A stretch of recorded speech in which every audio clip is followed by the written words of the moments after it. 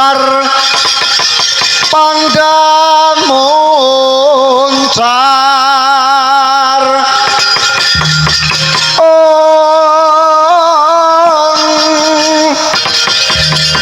tinon ler kakonang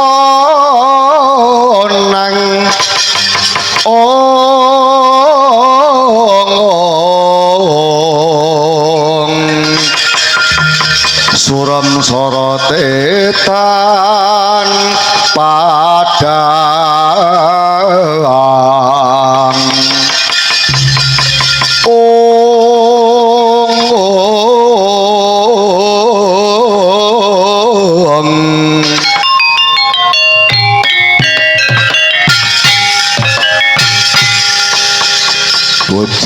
bujleng iblis laknat podo jek-jekan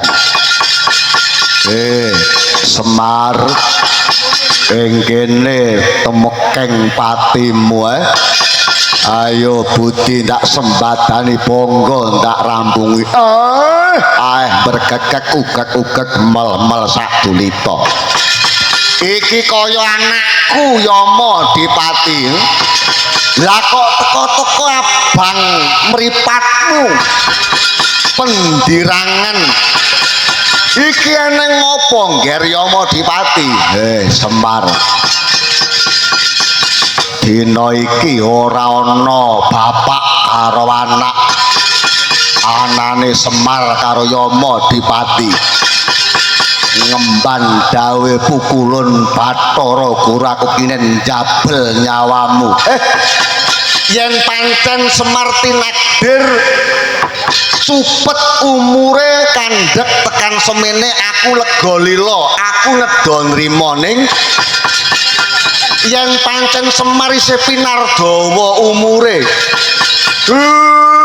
aku ora lila le aku ora lila yen pancen mangkono kowe arep wani karo Yama Dipati kowe arep wani karo bapakmu ngono apa piye Dupeh kowe saiki wis lungguh nyekel panguwasa lungguh ana ing kabinet kadewatan penggaweanmu tukang bethoti nyawa wis mulya uripmu kowe arep wani karo wong tuamu iya elingo ngger aku iki sing ngukir jiwa ragamu ora usah kakean bebangal buktekne dina iki sing mati Yama Dipati apa Semar nek pancen kowe arep mateni bapakmu lila aku ki rumangsa wis tuwa adu karosan karo bocah wingi sore aku wis kalah napas ngger ning aku tak nyembah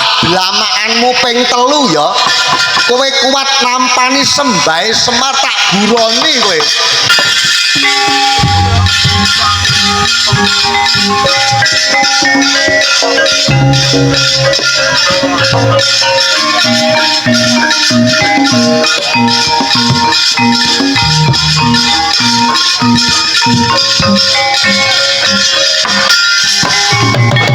waduh panas aduh Bapak aku njaluk ngapura Pak iya panas Pak aduh mertobat aku Pak aduh Bapak Semar aku kapok Pak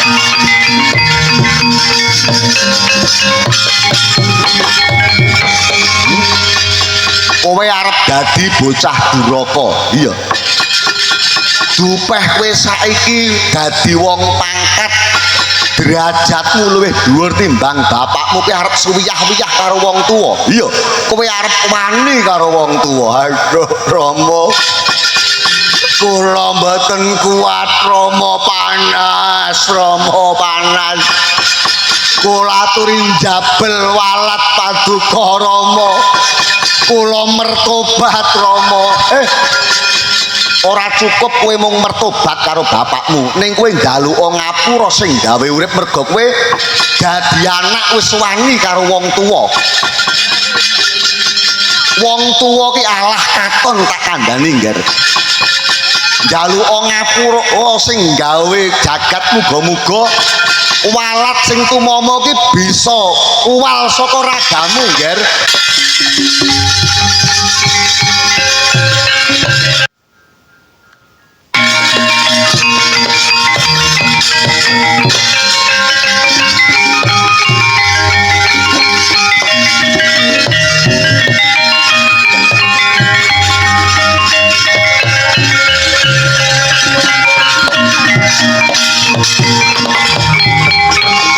Rama Kyai Semar kula mertobat.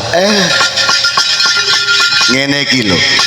Kala mangsa jaman saiki dadi anak munggah derajate, munggah pangkate, dadi wong sugih, wong tuwane didadekne ketiplak, wong tuwane didadekne babu, peh wong tuwane iki wong melarat. Sidane kowe keneng walat. Kuwalat kaya ngono kuwi. Kula mertobat Rama Kyai. Lah kok kowe malih keblatmu arep wani karo wong tuwa, arep wani karo bapakmu. Mundi dawuh pukulun Bathara Guru ingkang rudha peksa kaliyan kula Kyai. Ngruda peksa piye? Kula kinen milih bojo napa wong tuwa. Tegese yen kula milih bojo, tegese kula kedah mateni bapak. Nek kula milih bapak, tegese bojo kula dipateni dening pukulun Bathara Guru. Setan malas.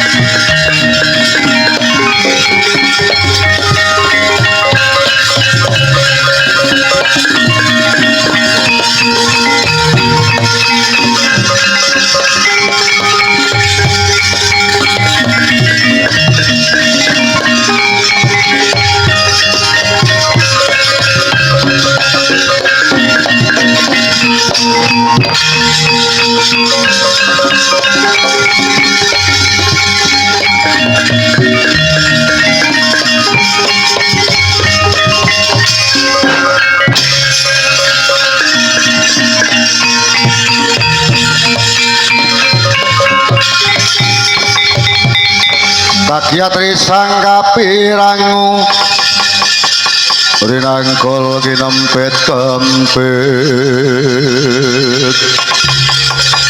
dosang retnaning pawono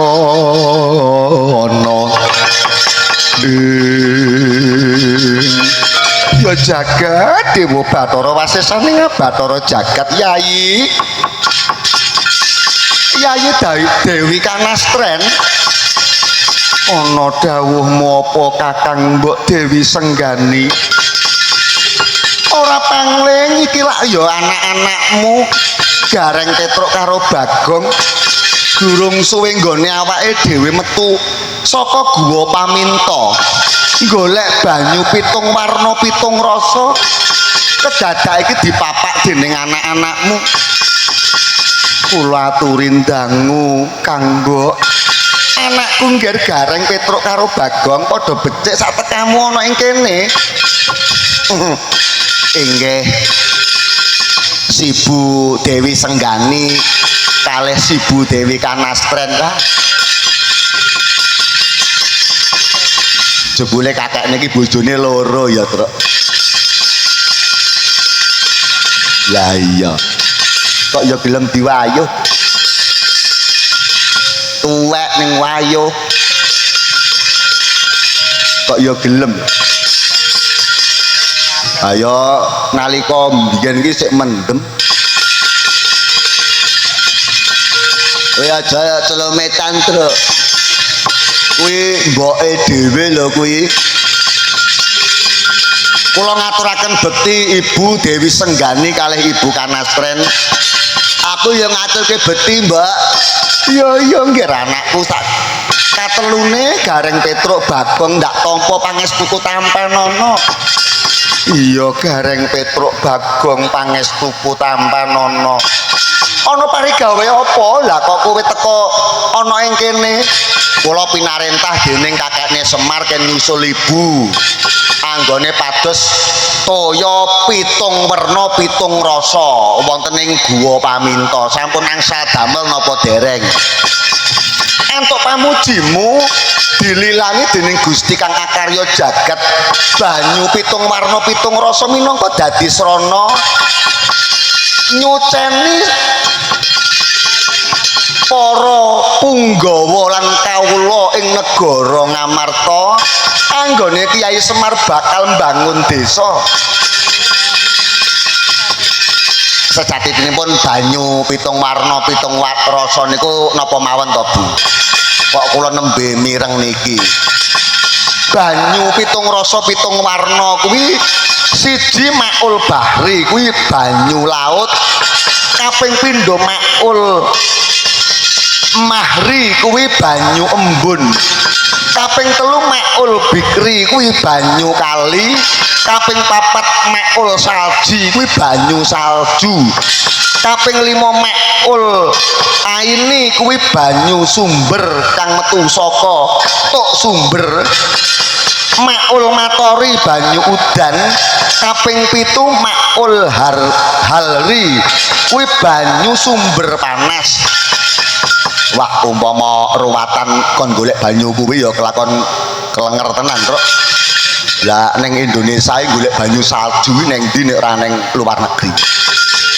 Mula wong tuwa-tuwa saiki terus dipenakne, digolekne banyu pitu saka sesepuh pini sepuh tokoh agama wis padha wae. Wong piton-piton, terus wong tingkepan, terus wong ngedusi calon manten ngono kae terus digawe penak ya, Truk. Iya. Saiki nek nuruti pakem walah wis kelakon kasih ruwatan. Lah iya. Monggo menawi sampun angsal damel nggo enggal kondur wonten ing Karang Kadempel sak dipun entosi Kyai Semar Badranaya. Yen pancen mangkon ayo derekne lakuku kala Gareng Petruk karo Bagong.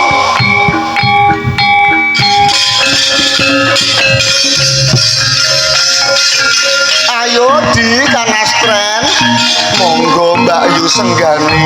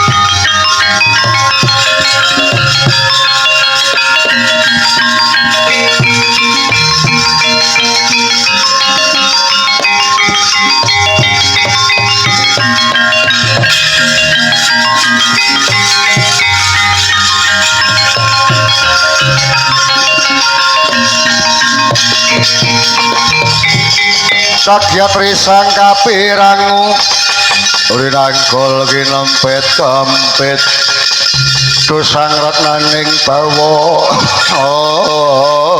ono adalah iya jagat dewa wasisaning Bathara jagat durung suwe nggonku lumaku urut ana ing sapinggiring guwa paminta lah kok iki kedadak kepethuk wanodya kang ayu rupane cacahe loro ladalah kaya-kaya iki padha karo wangsit sing ndak tampa bakal pinardawa nggonku jumeneng nata ana ing negara Parang Ronceng. Kalamun to aku bisa ketemu karan wanodya kang ayu cacahe loro kaya kembar kemanikan kaya kembang sepasang wong ayu kowe tak takoni jenengmu sapa lan kowe saka ngendi batobat ya kok dadi iki pethuk pawongan yen to nitik saka busanane iki sawijining nalendra yen kowe takon karo aku mijil saka Karang Kabolotan aku garwane Kyai Semar Badranaya jenengku Dewi Senggani aku uga garwane Kyai Semar Badranaya jenengku Dewi Kanastren kowe sapa kisana kowe takon karo aku nguri saka negara Parang Ronceng jenengku Prabu Sasrawindu lah kok kowe tekan kene ana wigati apa Senggani kelawan Kanastren tekaku mrene merga anut pitu duwe Jawata linangkung bisa pinardawa nggonku jumeneng ratu lan nurunake turun ratu tangkar tumangkar ing negara Parang Ronceng kalamun aku bisa nggarwa wanodya kembar kemanikan kang mijil saka guwa paminta lah kok kedadak iki mau sing metu saka lawanging guwa paminta sira sakloron mula manuta dina iki kowe tak pundhut dadi garwa malah tak wayuh pisan mangerti ya Senggani kelawan Kanastren aku iki ratu isih Jaka Kumala Kala dasare aku durung tau garwa satunggaling wanita aja meneh kok garwa selir wae urung tau aja meneh kok garwa selir ndamah wong wedok aku babal pisan ra tau aku iki sik Jaka tong-tong aja percaya lho Mbak Yu cah lanang saiki iki ngakune isih bujang ning jane ya wis ora mangerti ya Sasrawindu aku wis duwe bojo lho bojomu Semar Badranaya wong tuwek kae iya pancen kepara nyotok lah wong duwe bojo tuwek kok diopeni iki lho wong isone goreng ngorek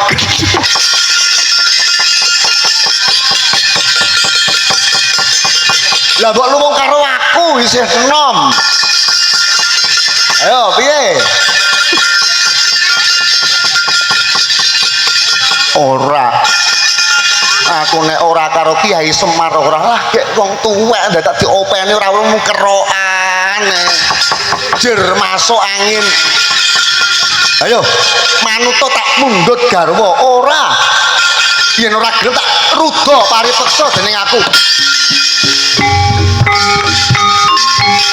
batobat ana wong lanang kok ngengkel kaya ngene wis ngerti yen to wong wedok duwe bojo bareng mah ngengkel ayo manut apa ora manut apa ora yen ora manut kelakon tak ruga paripeksa ayo aku ora bakal manut karo kowe aku wis duwe bojo Sasrawindu minggato kowe ruga paripeksa aduh ayo lunga diri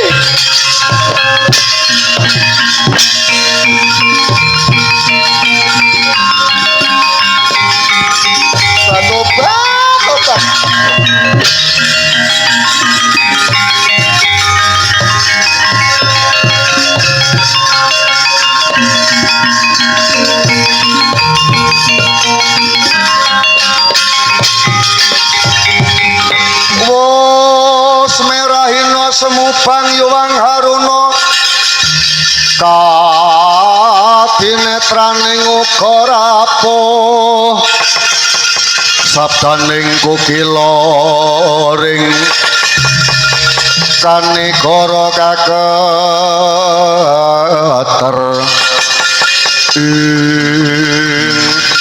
iki kaya garwaku senggani karo kanastren inggih Kyai.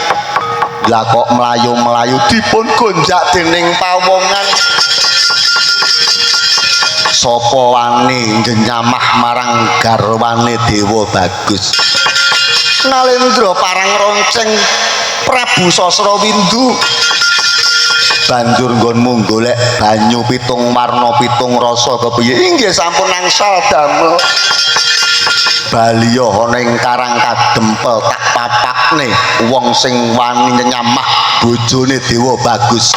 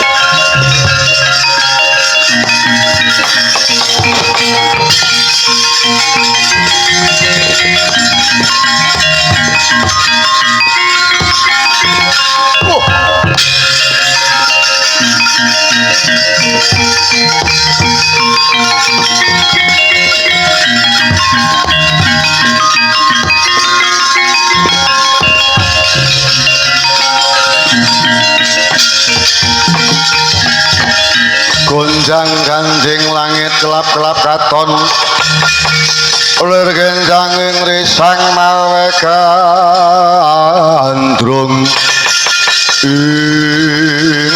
adalah durung suwe nggonku ngoyak marang buronku kepapek satriya Bagus kowe sapa? Takon lawan aku Dewa Bagus kowe sapa? Aku Prabu Sasrawindu saka negara Parang Ronceng. Dewa Bagus, apa kowe ngerti buronku? Neng kene ora ana kidang menjangan. Buronku dudu kidang lawan menjangan. Nanging wanodya cacahe loro kang ayune kaya widodari. Mangerti ya Sasrawindu kalamunta kuwi garwaku. Lho. Kanastren kelawan senggani kuwi bojomu. Ya dasar kepara nyata. Kowe wani gonjak bojone wong liya apa wis seret lawan nyawamu? Bambang Dewa Bagus, bojomu tak jaluk bisa bengkahne dadaning Dewa Bagus kelakon boyong sengganan kanasen. Wah, kelakon bengkah dadamu.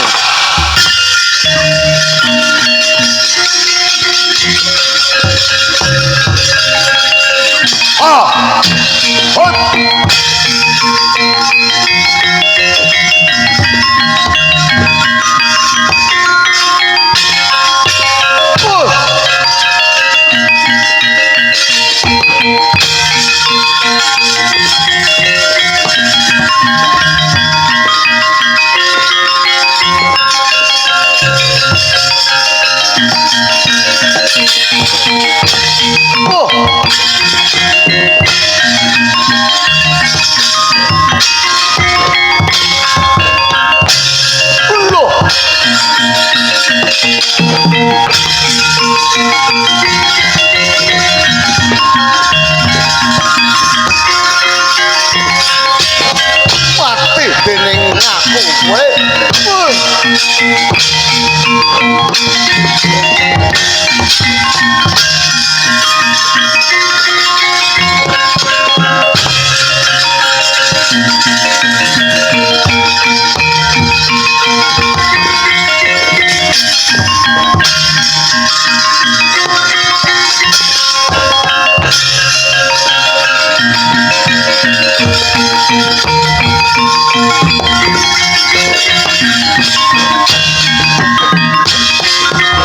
Aduh, mati aku.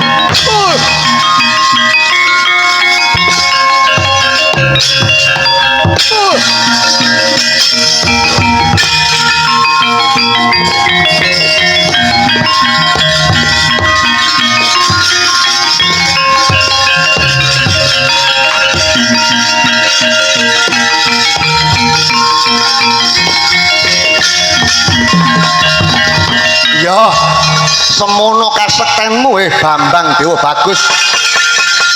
Tim Bani Jemparing ora oncat nyawamu aja tekon sasra windu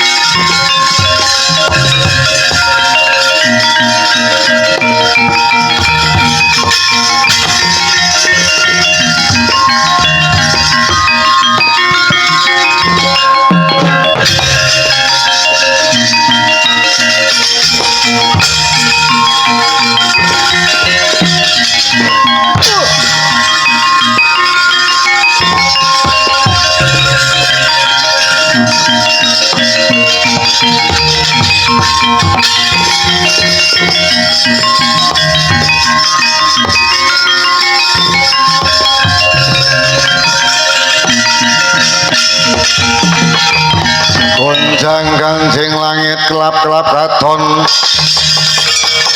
lir kenjang ing risang mawe gandrung iya Kakang Semar suwi ora gegojekan jebul isih sekti mandraguna iya guru kowe wis wani ngedu antarane aku karo anakku lah kok kowe wani nyamah karo bojone Semar Badranaya nek kowe pengen ngerti lanange wong lanang sepisan bedanen anake kaping pindho godanen bojone ayo aja dianggep Semar wis tuwek ning ora iso ngrampungi kowe guru iya Kakang aja dianggep mung semene kasektening Bathara Guru ketiban aji sasra riyung kelakon lebur dadi awu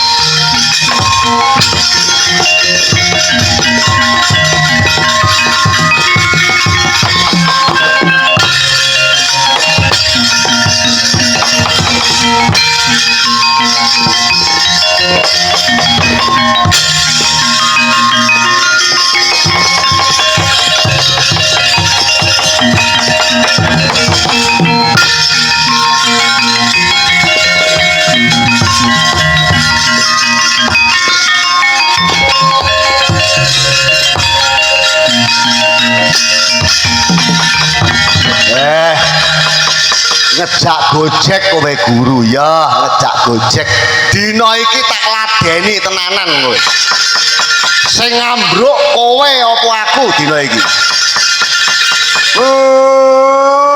pirang-pirang taun aku anane mung meneng kowe tasan jarak karo aku kowe nibani Aji Sasra Riyung tak tibani Sabta Renyu lebur dadi awu kowe guru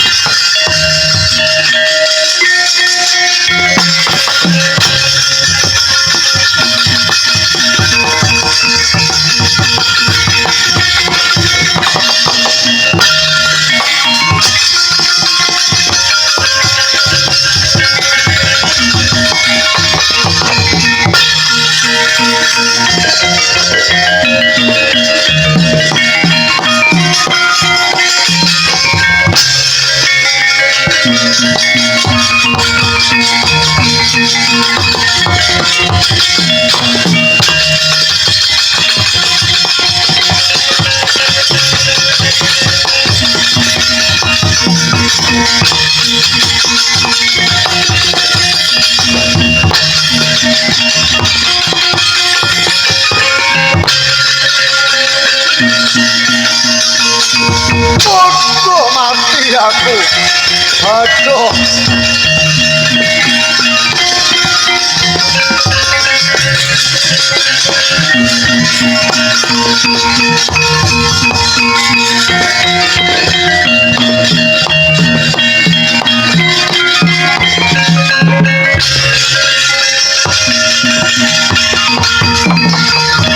Aduh kakang aku mertobat kakang aku kalah.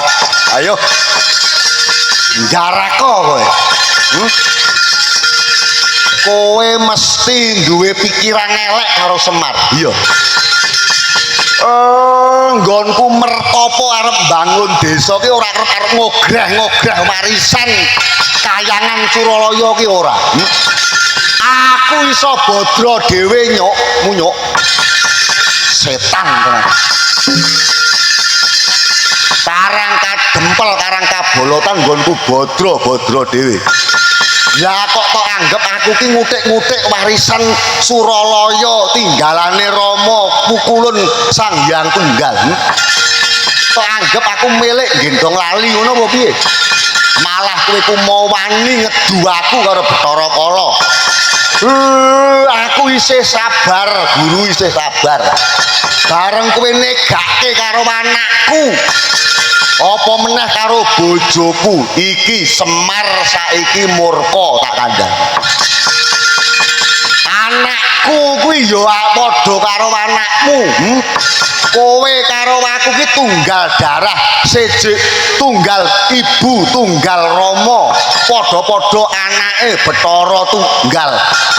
Lah kok kowe tega karo anakku? Getih sing ana Yamadipati ki ya padha karo getihmu, Guru. Kowe iki bagus rupamu ning pakartimu kaya kewan sing ngasor dhewe derajate kaya celeng kowe.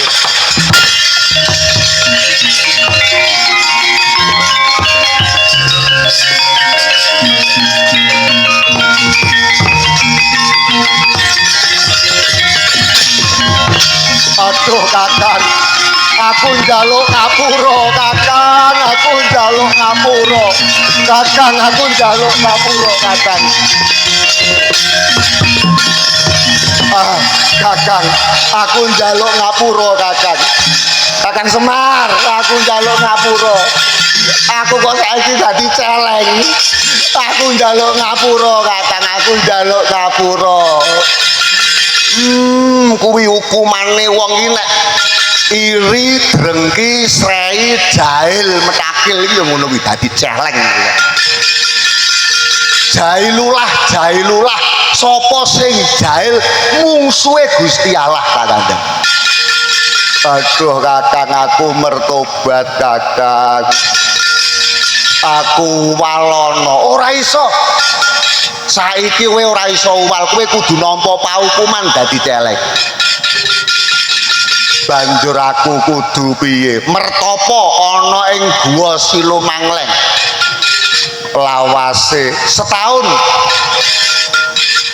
Aku udare kapan? Tau ngarep nek wayangan meneh ning kene kowe lagi udar.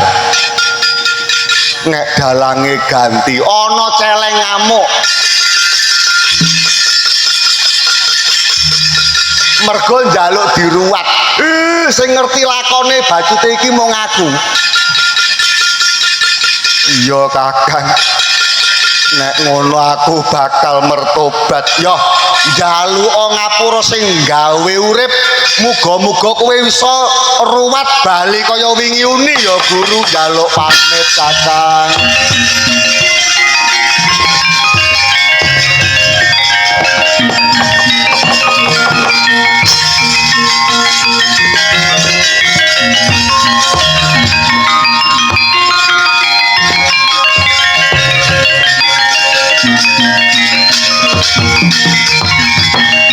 Sampeyan tugase kangkun nika balekne wadya balane Bathara Kala lan Bathari Durga. Ampun ngantos ganggu gawe nyarusiku wonten ing desa Labuhan Ratu Dua mriki. Yo yen pancen mangkono sumingkira tak sebelak angin para jin setan priprayangan.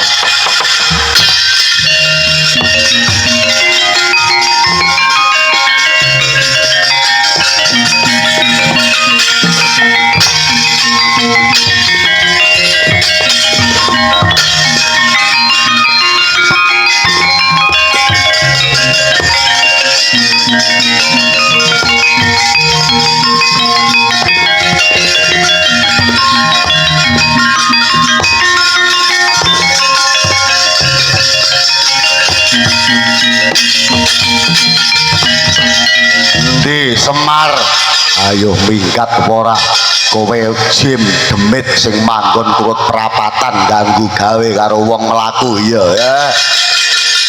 Aku njaluk sajen sing ana gawanen sing ora ana aja mbak takokke bakune kowe minggat saka desa Labuhan Ratu Dua kene.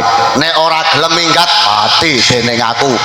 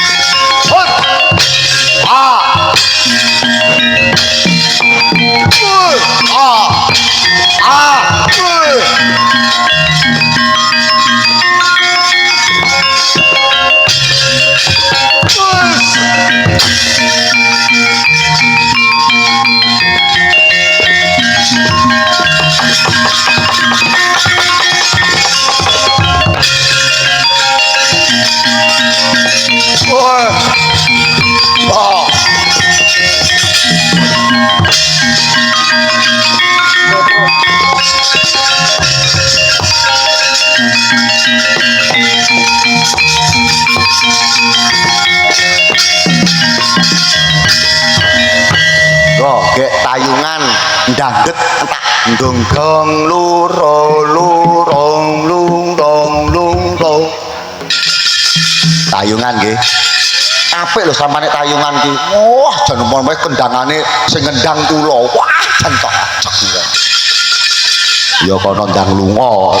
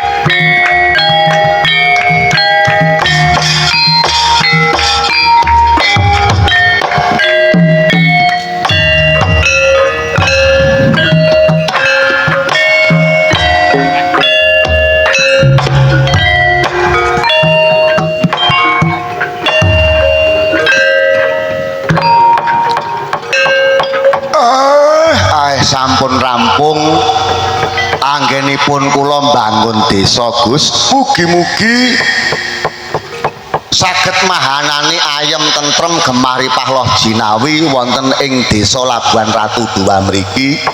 Durga mendak kala sirna anane amung nikmat mupangat.